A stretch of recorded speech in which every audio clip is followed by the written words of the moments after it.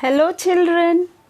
Today let us learn the comprehension of the lesson True Height from Unit 2 Part A. Let's have a quick glance at the points to remember in order to make a comprehension. Write the answer in the tense in which the question is asked. Do not write the sentence as it is from the passage. Write the answer as briefly as possible.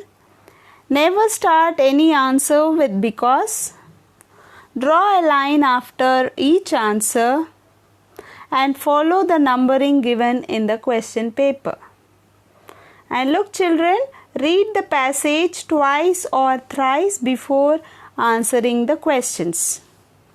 Here in this passage we understand that Michael Stone is participating in the pole vaulting competition. He is in the National Junior Olympics. And right from his childhood he had one and only dream, that was he wanted to fly.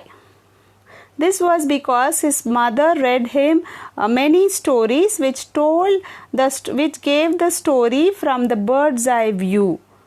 That is, the mother described the story from a bird's eye view, wherein Michael used to run down the country road and have a flight of an eagle and look at the land from the bird's eye view with the detail and description that his mother used to give about the story.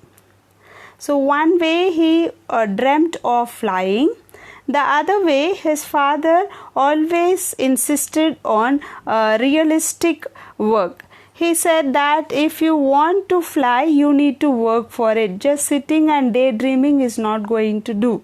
So this way he had a dream of flying and he had to realize his dream. Hence his father carried out running works and weightlifting works on alternate days to give him the strength of a bodybuilder and the flexibility of a gymnast to take part in the pole vaulting. Now let's look at the comprehension here. What is a glamorous event of any track and field event mentioned in the passage? Here the options are running race, pole vault, javelin throw, hurdles. So we all know the entire passage is about pole vaulting, hence the correct answer is pole vaulting. What type of text is this? Narrative, conversation, interview, story. Here firstly we need to eliminate the two incorrect ones.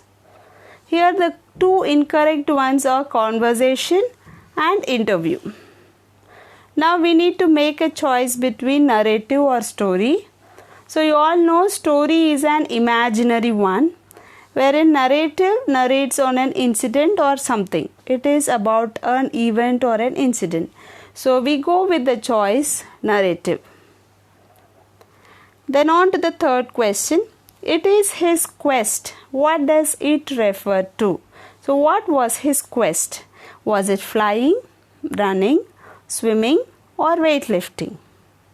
Yes, he had the dream of flying. So his quest was flying. Hence the right answer is flying. On to the fourth question. The stories of Michael's mother always describe land, bird's eye view, land from bird's eye view, way of flying. So if we eliminate the two incorrect ones, that is bird's eye view and way of flying, we need to choose between land and land from bird's eye view. Here his mother is describing the land, of course, but here the land is from bird's eye view. So the appropriate and accurate one is land from bird's eye view. Now on to the question and answers. Answer the following questions.